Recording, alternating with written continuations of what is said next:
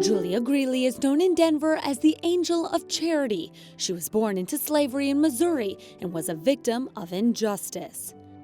One of her masters beat her with a whip, causing her to lose sight in one eye. This is why she's usually painted with one eye closed. After gaining freedom, she worked in the homes of white families. In Denver, she understood the Catholic faith and felt a strong devotion to the Sacred Heart that would last a lifetime. She was an American slave who was freed, who then chose in her life to help other people and to help the underprivileged. It's not a native Coloradan, all right? It's a slave who learned the justices and the injustices of life at a very early age, but didn't let that stop her from living a life of holiness.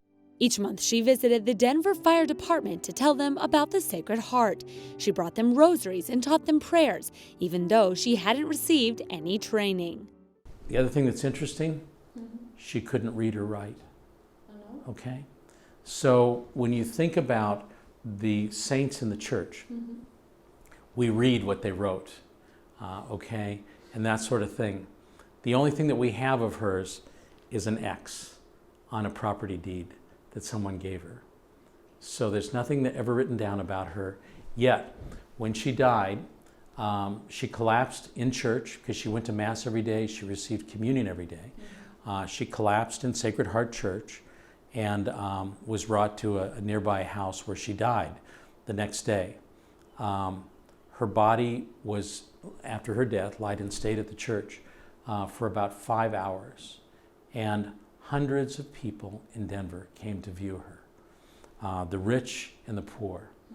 She walked the streets in the dark of night to tend to the poorest and wasn't ashamed to receive help.